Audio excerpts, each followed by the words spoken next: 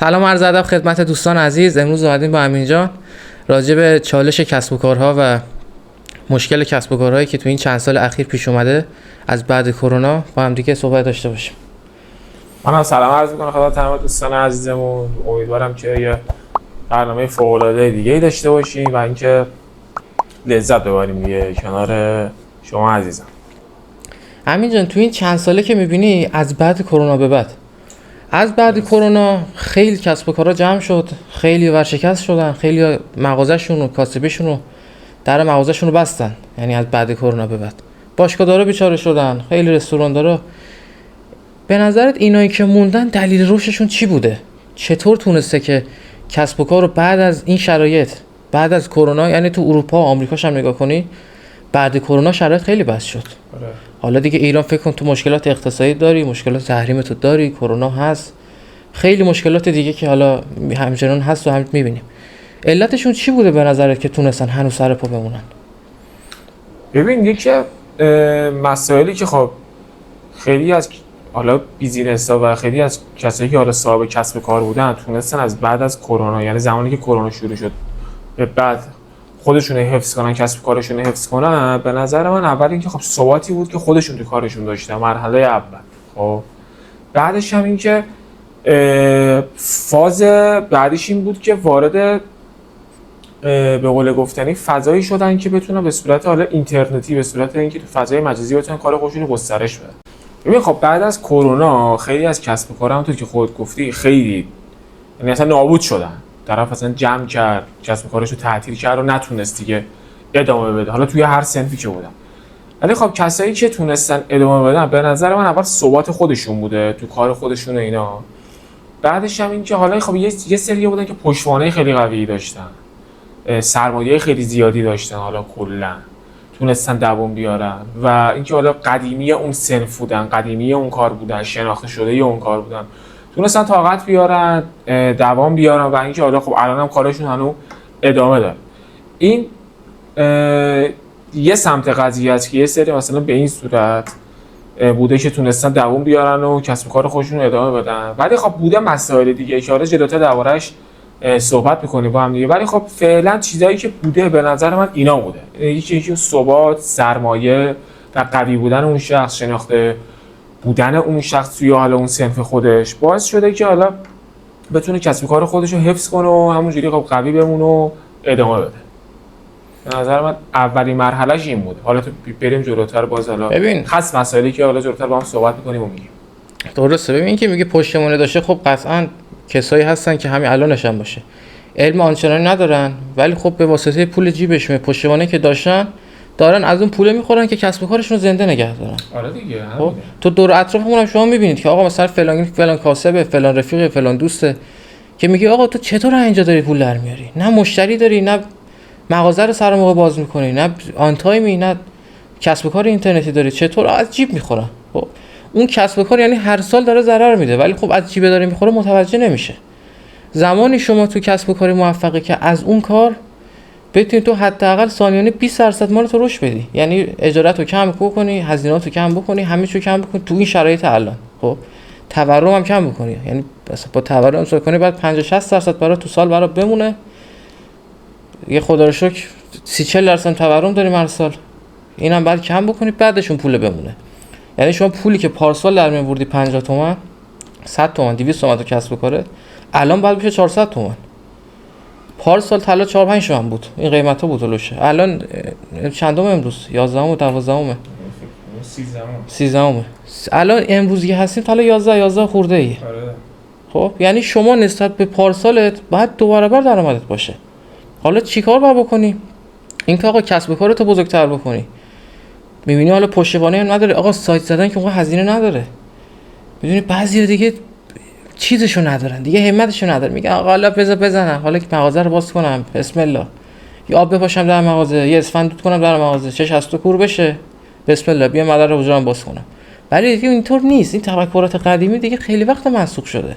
آره تفکرات قدیمی که دیگه منسوخ شده ولی خب هنوز هستن کسایی که سنتی دارن فکر میکنن. یعنی شما الان توی هر فضایی نگاه میکنی، خب همه دیگه یه پیج دارن تو این اینستاگرام، یه دونه سایت زدن، خیلی راحت دارن کسب و کار خودشون رو انجام میدن بدون دردسر، بدون دغدغه.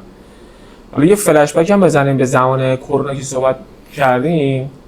خیلی از کسایی که کسب و کارشون زنده موند فقط به خاطر همین فضای مجازی بود که اون زمان رفتن سمتش.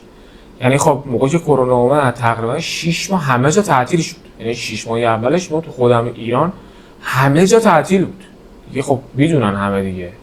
خیلی همون موقع سریع رفتن سمت فضای مجازی، اینستاگرام، تلگرام، واتساپ، یا حالا به قول گفتنی فضاهای دیگه ای که بود. یه سری سایت زدن همون موقع، کسب و کارشون خیلی رونق گرفت. چرا؟ چون دیگه همه جا تعطیل شده بود، مردم خونه نشین شده بودن، جایی هم باز نبود یه طرف بخواد به صورت فیزیکی بخواد بره خریدش انجام بده. همه رو آوردن به همین سایت ها و به پیجای اینستاگرامی و خب خیلی هم خوب بود. یعنی کسایی که اون تو اون تایم رفتن سمتش خب واقعا سودای خیلی خوبی کردن. آره. بعد مردم هم خب راحت بودن، راحت خریدشون می‌کردن، هر به قول گفتنی هر چیزی می‌خواستن راحت می‌رفتن واسه خودشون تهیه می‌کردن توی اون سایتی از توی پیجای اینستاگرامی که بود. حالا حرف من چی؟ حرف من اینه که الان دوره‌ای شده که خب باید همه توی هر کسب کاری برن سمت همین پیجا، سمت سایت بعد بزنن. این که بخوای هنوز تو فضای اون سنتی بخوای فکر کنی اصلا جواب نمیده دیگه.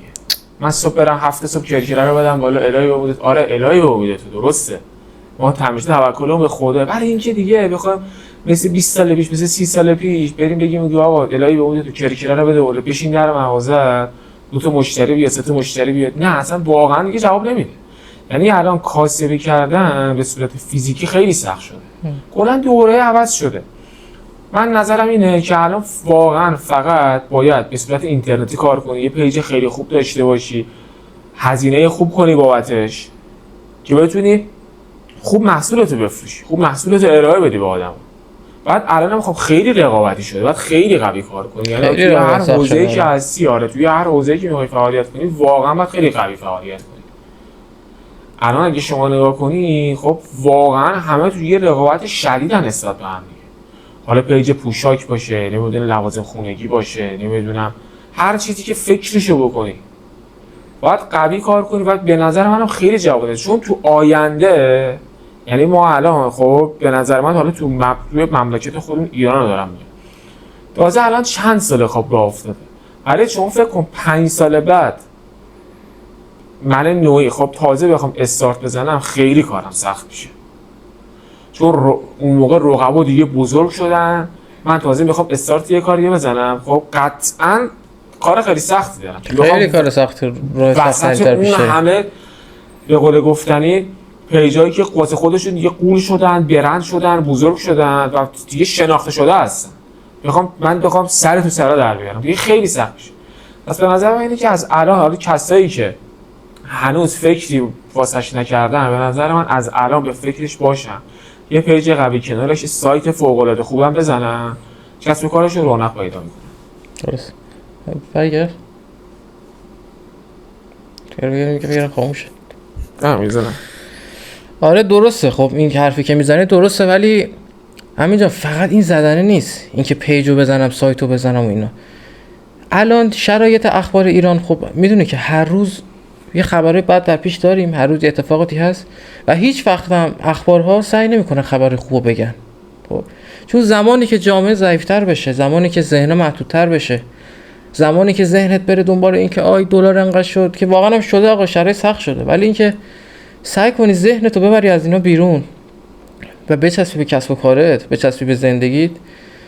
زندگی با این که حالا میگم تو ایران سخته، شرایط سخته، ولی هر روز بهتر میشه. شما زمانی که مثل حالا شما رو که میگم، حالا یعنی در کل دارم میگم، زمانی که آقا کسی مثل گوسفند فکر میکنه محکوم به گله است، گله هر طرف بره اونم بعد اون سمت بره. ولی زمانی که از این گله بیاد بیرون، زمانی که از این تفکر دست جمعی که اوه تو میگی دلار گرونه، منم باید بشینم با تو بگم آره دلار گرونه، اینطوره، به جای اینکه بشینیم این صحبت ها رو بکنیم، باید بیام آقا یه فکر کار بکنیم. الان باید چیکار بکنم من؟ خب آقا درسته شرایط بده، دلار بده، اتفاقاتی که الان افتاده اتفاقات خوبی نبوده تو این چند وقت اخیر. ولی باید ببینی چارهش چیه، چیکار میتونم بکنم الان. آقا دلار دست تو نیست، طلا دست تو نیست. به نظر من آره چیزی که کنترلش دست آدم نباشه، هر شرایطی، هر چیزی تو دنیا، هر چیزی تو اصلا از اقتصادم بکشی بیرون، خدا نکنه حالا مرگ عزیزانه، اینا دیگه دست خود آدم نیست. میدونی باید انقدر ذهنتو قوی بکنی تو اینجور موارد. اول به نظر من ذهنیه. 5-6 ماه راهی که خودم رفتم اوایل این بود. 5-6 ماه از اخبار و از خبرهای بد و از آدمای سمی و کشیدم بیرون، رفتم بیرون دیگه تو اون جمعه نبودم. کم کم آقا دیگه ذهنم مثبت شد تو اون شرایط، کسب کارم استارت زدم که حالا خودت می‌بینی خدا شکر خوب بوده. خب پس اولین کاری که باید بکنیم اینه ذهن رو مرتب بکنیم، تمیز بکنیم با آنفولو کردن پیجایی که خبر نش میدن، کانالای تلگرامی که خبر اخباری، شبکه‌های خبر، چه ایران باشه چه خارجی باشه فرق نداره، هر رسانه که خبر بده بعد 5-6 ماه قطع کنی. یعنی قاطعانه 5-6 ماه هر چه شد به من چه. شما میای به من میگی دلار اینقدر، میگم به من چه؟ آقا هست شرایط بده من میدونم، ولی دست من نیست، چاره‌ای ندارم. اگه کاری باشه که من بتونم انجام بدم، میگه آقا دلار گرونه، من میگم آره مثلا فلان من معاون فلانم، باشه پس درستش میکنم. کاری که از دست چیزی که اتفاقاتی که تو دست خود آدم نیست و قابل کنترل نیستن رو باید بندازی بیرون از ذهنت. بهترین راهی که الان میتونیم انجام بدیم همینه، یه پیج اینستاگرامی بزنیم، هر روز تولید محتوا رو بکنیم، یکم اومد بالا، یکم از طریقش تونستیم کسب درآمد بکنیم، بریم رو سایت، بریم رو پلتفرم‌های فروش دیگه مثل دیجیکالا، مثل تورو، محصولاتمون اونجا بتونیم بفروشیم.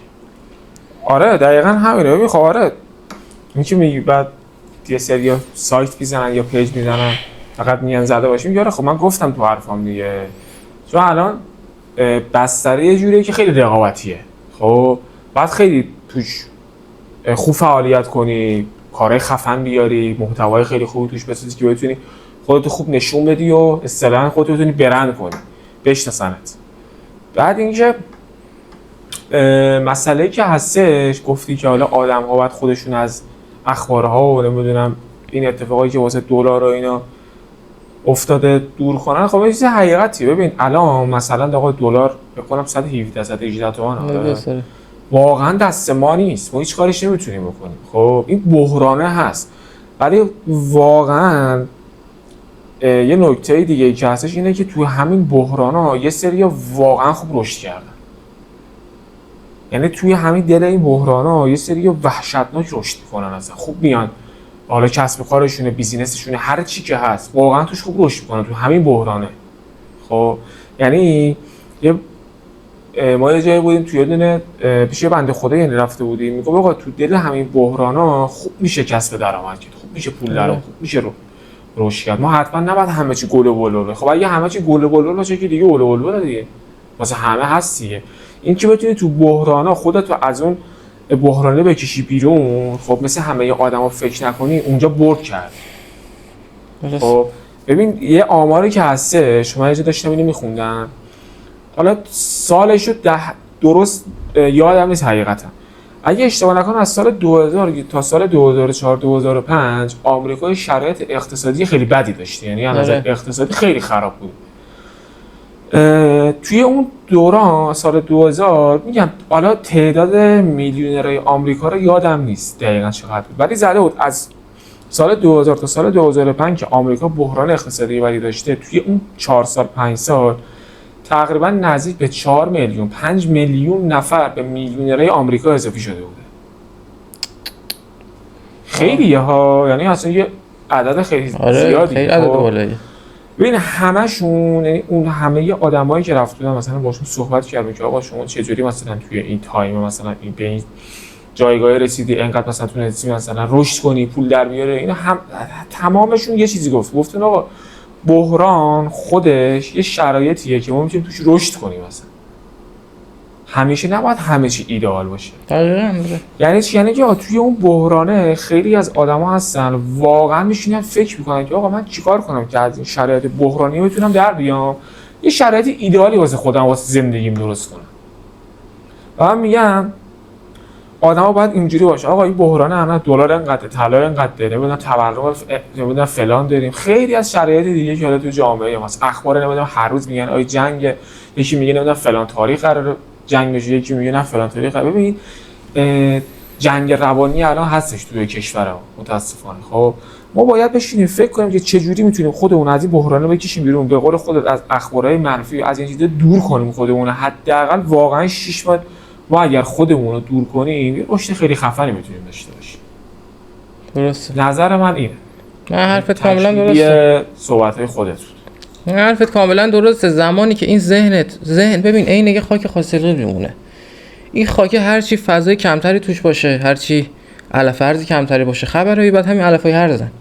هر چی علف هرزه، این فکر چه میدونم، این رفیقم اینو گفت، این اینو گفت، چرا اینطوری حرف زد، چرا این دل منو شکون، چرا این کارو کرد.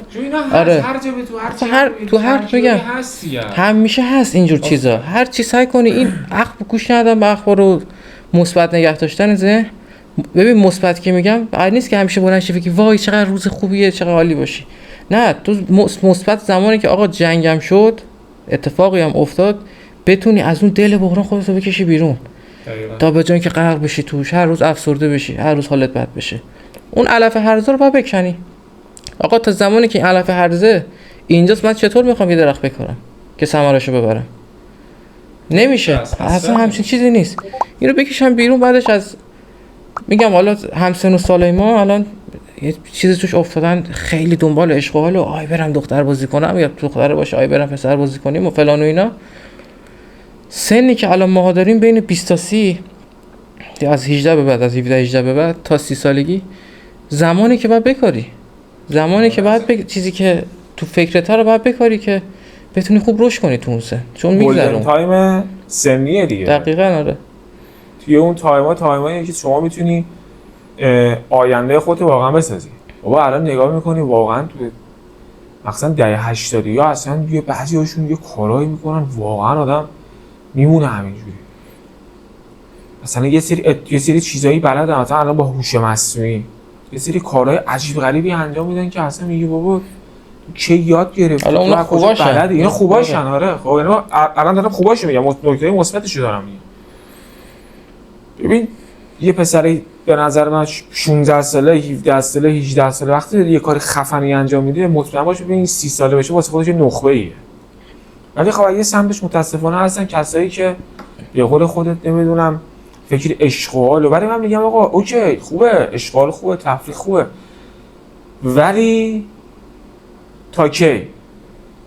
چقدر میخوای همینجوری کار کنی، هر چی در میاری فقط خرج نداره، عشق و حال ته نداره اصلا. نه اصلا چقدر میخوای خرج کنی؟ یه جا میبری بالاخره دیگه، یه جا کم میاری.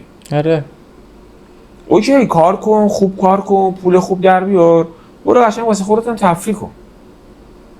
ولی این که فقط بخوای نه یه چیزی حالا الان در بیارم، این شما این 2 روزی که میخوام برام شمال بگذره، خب تو از شمال مثلا برمیگردی بعدش میخوای قنبات بگیری که حالا از کجا باز پول در بیارم. میدونی این خوب نیست. ولی آقا تو کار کن، یه کار خوب قشنگ تو اون کار رشد کن، بیزینس خوب واسه خودت درست کن، پول خوب در بیار، برو واسه خودت تفریح کن هر جایی که دوست داری. ولی بدونی آقا موقعی که از تفریح برمیگردی کارت رواله، پول داری باز در میاری، حتی اون تایم هم که تفریح پولت باز زری در میاری. خیلی راحته تا اینکه فقط بگی نه من فقط به فکر عشق و حالم، نه اصلا جواب نمیده. یه جا کم میره، یه جا میبری، بعد میبینی ببین خیلی‌ها مثل موشه که بغل تاش داره روش کردن، تو تازه میگی ای بابا ای دل غافل، دیگه گذشت دیگه، رفت دیگه، تا بخوای به اون برسی پوستت کنده میشه اون موقع. خیلی سخته. میگم گلدن تایم زندگی بین رنج 18 تا 30 سالگی. بعدش میگم بخوام همینجا فقط این که بگی خرج کردن و پول تموم شد و اینا نیست.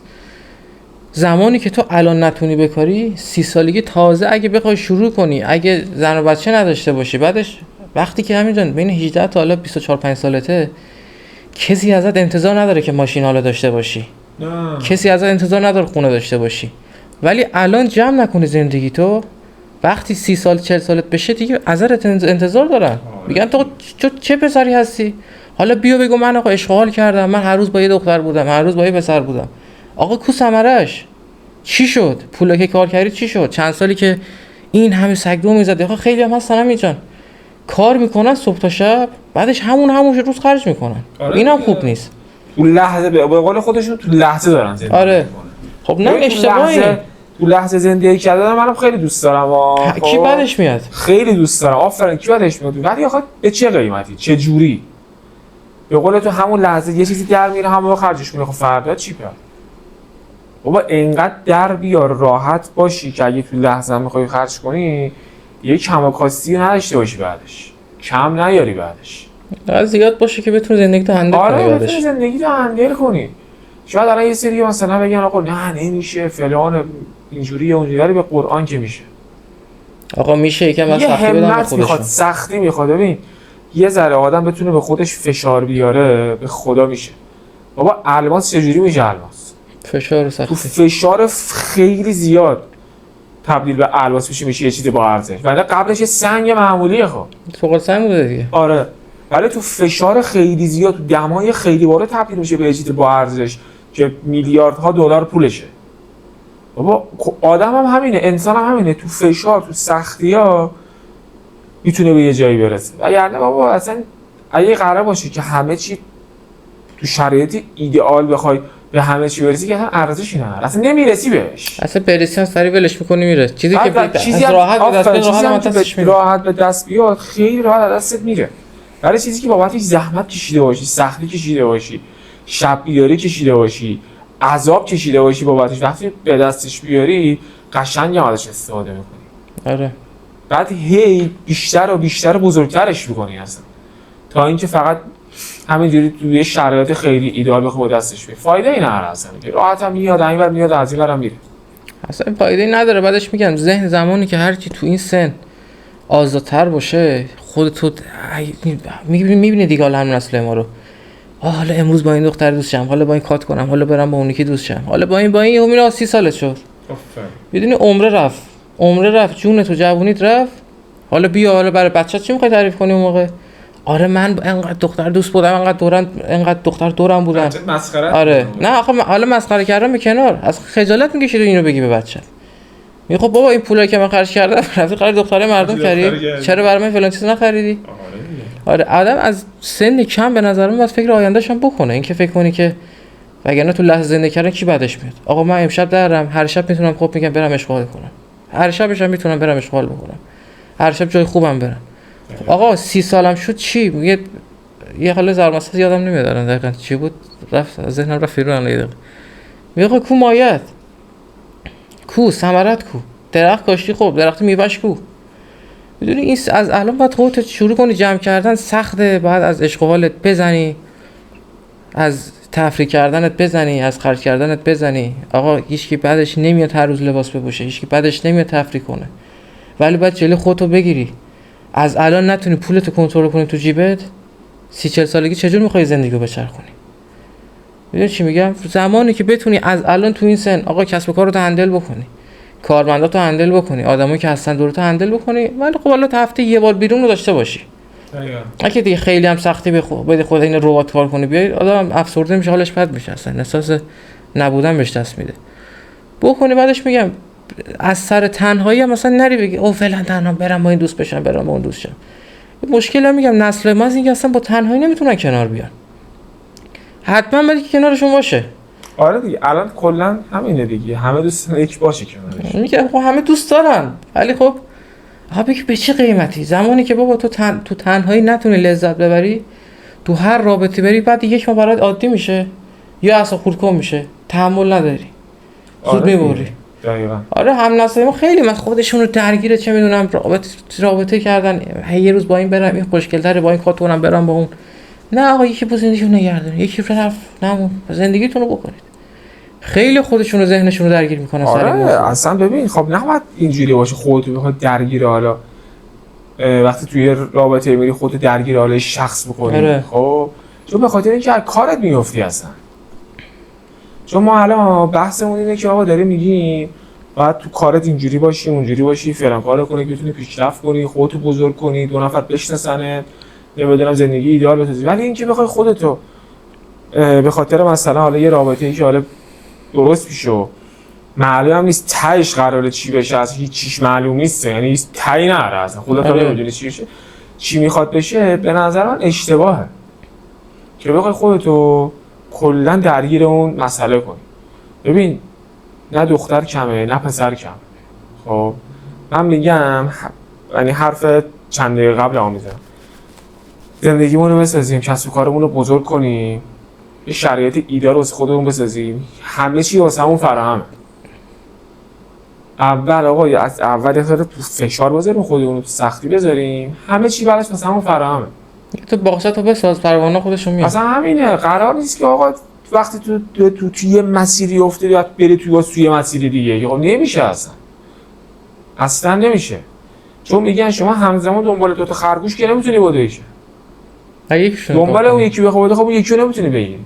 تو باید یکی رو ادامه بدی، بری جلو. بعد حالا هر کاری که میخوای انجام بدی کنارش میتونی، ولی اونم راه درستش. نه همینجوری فقط رو هوا، نه. درستش. چون ضربه میخوریم. و موقعی هم که ضربه بخوری از همه چی میافتی. مهمتر از همه از این که از کسب و کارت میفتی، از زندگیت میفتی، از همه چیت میفتی. یعنی حالا یه رابطه هست دیگه، میاد و میره. میگم تهش هم که اصلا طرف نمیدونه قراره چی بشه اصلا. نه میگم خودشون این نسل‌های ما خیلی همینجا خودشون درگیر این قضیه ها میکنن، خیلی مهم میدونن اینجور چیزا رو براشون. آقا تا زمانی که بودی خب میگم رابطه آقا تو هم میگم نمیتونی بری از با یکی دوست بشی از اینکه حالا بیکارم، حالا حوصله ندارم. نه حوصله تو بذاری، یه موقعی تقصیر اونه، یه موقعی تقصیر منه. حالا یه بار من میگم آقا ببخشید، دو بار من میگم، سه بار من میگم ببخشید. بدونی خودگذشتگی باید باشه، ولی اینکه میگم تموم شد سری فکر این نکنین که او برم با یکی دیگه، او برم با این، او برم با این، الان تنها حالم خوب نیست. تا زمانی که تو تنهایی حالت خوب نباشه، بهترین آدم تو زندگیت بیاد، بهترین ثروت رو درست کنی، بهترین ماشین رو بخری، بهترین کسب و کارت رو راه بندازی. تا زمانی که با تنهایی خودت کنار نیای و لذت نبری، نه اینکه کنار بیای فقط نه لذت ببری. آقا تنهایی با خودت خوب باشی، اول به خودت برسی. زمانی که این کارو کردی، کار دیگه‌تون درست میشه. فقط میگم این زمین حاصلخیزی که ذهن ماست، بعد علف هرزا رو کند و تو چیزای خوب کاشت تو این سن. اگه علف هرزا رو بذاری بمونه دیگه قابل کندن نیست بعد یه سنی به بعد. مثلا کلا تو تهش دیگه همونه دیگه هیچ کارش نمیتونی بکنی اصلا. بعد ذهنم یه جوریه که یه چیزی رو بپذیره تو خودش دیگه خیلی سخت میشه اون ازش در آورد. آره اذیت میشی دیگه. بعد مثال میخوای آقا اونو در بیاری ولی یه سری افکارهای دیگه نمیذاره اصلا. چرا؟ چون دیگه نشسته تو ناخودآگاهت اصلا. آره یعنی خودت این در بزنی اون در بزنی هیچ فایده‌ای دیگه نداره، چون ذهن تو اونو دیگه قبول کرده دیگه. یعنی تو هر چی که بخوای بیای بریزی توی مغزت جواب نمیده دیگه. خیلی اذیت میشی، خیلی سخت میشه اون موقع شرایط. آره هر چیزی رو نباید گشت با هر دوستی با هر پارتنری نباید رفت و اومد. اینا تو ذهن خیلی تاثیر میذاره. ببین با هر کی که صحبت میکنی، خب مثلا ببین طرف چی میگه و طرف خوب داره صحبت میکنه، بد داره صحبت میکنه، شاید تو رو میخواد از مسیر دور کنه اصلا ناخودآگاه شاید از چیزش هم نمیخواد، از قصدم شاید انجام نده، ولی خب ذهنش منفی بده، ناخودآگاه به تو هم تاثیر میذاره ذهن تو دیگه. بعد یه مسئله خب منفی ذهن منفی بیشتر قبول میکنه تا مثبت. آره یعنی من الان میشینم با تو 2 ساعت 3 ساعت درباره چیزای خوب صحبت میکنم، ذهن تو رو مثبت میکنم، میرم چون حالت بقا خب بدم. آره پشت من یکی میاد در حد یه دقیقه میشینه با تو منفی صحبت میکنه. اون یه دقیقه منفی قالب بشه رو اون 2 ساعتی که من داشتم با تو مثبت. حس غریزه است که حس غریزه همیشه از کلا ذهن خطر رو بیشتر میپذیره، منفی بیشتر میگیره. از غریزه است دیگه، از اجدادمون مونده که مثلا بگن یه گرگ میخواد حمله کنه، خب مثلا قبل غریزه مونه، یا یه آدم خوشتیپ مثلا میخواد بیاد، از اون گرگه بیشتر رو ذهنش تاثیر میذاره، اون غریزه برمیگرده به همون نسل خیلی قدیمی. پس باید خیلی مراقب باشیم توی مسیری که داریم. حرف هر کسی رو اون تاثیر نذاره، حرف منفی البته. اونی که حالا صحبت مثبت داره میکنه خب هیچ. حرف هر کسی که داره منفی صحبت میکنه رو اون تاثیر نذاره، توی ذهن اون نشینه و تحت تاثیرش قرار نگیریم. اون چیزی که میدونیم آقا درسته و داریم انجام میدیم همون مسیر رو بریم جلو. کاری به حاشیه و حواشی و آی این چی گفت، آی اون چی گفت، آی فلان جا فلان اتفاق افتادم اصلا کاری نداشته باشیم به نظرم. آقا مسیری که هستی همینو بگیر برو جلو، قطعا تهش موفقیت واسط. 100% راه درستو بری تو این راه نگه حالا از این ور برم حالا از اون ور برم، یهو میبینی افتادی تو اون راه. آره اصلا خیلی باید حواست باشه، خیلی باید آره. حواس جمع باشی. آره میگم حواست رو جمع کنی، کارتو انجام بدی، همه چی به موقعش درست میشه. دقیقاً. خودتو درگیر این نکنی، این آدم این رفیقم این کارو کرد، این پارتنرم این کارو کرد، اینو نکنی. اول تو اولویت همیشه خودت باشی تو زندگی، پول برای خودت خرج بکن. حالا پسرا میگم اینو خوب گوش کنید، پول اول برای خودتون خرج بکنید. اشغالتون، حالا اشغالی که میگم تفریح، حالا مناسب، حالا استخ باشه باشگاه بره، برید این کارا رو انجام دادید، اضافه مون برید آقا دنبالی که باش دوست بشید.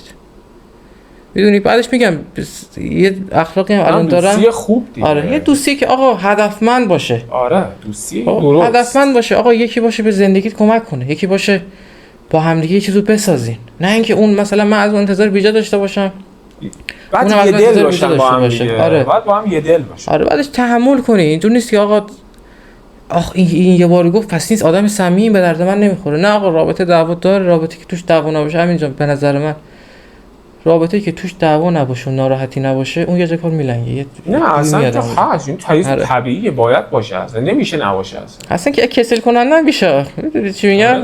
به کسل کننده میشه اصلا. جذابیتی نه این دنیا دیگه، دنیا ببین هر چی میگیم حالا مشکلات هست اصلا به خدا همینجا اگه همه چی مشکل چالش باید باشه. اگه یک ماه این اکثرا هم دیدی یا نه، اینا که خیلی ثروتمندن بچه‌هاشون اکثرا یه افسردن یا خودکشی میکنن، خیلی ثروتمندا. اونا چرا؟ چون دیگه همه چی براشون هست، همه چی مهیاه. آره هر چی بخواد میتونه دست بذاره، میتونه بخره، هر آدمی بخواد میتونه برای خودش بکنه، هر ویلایی بخواد میتونه برای خودش بخره.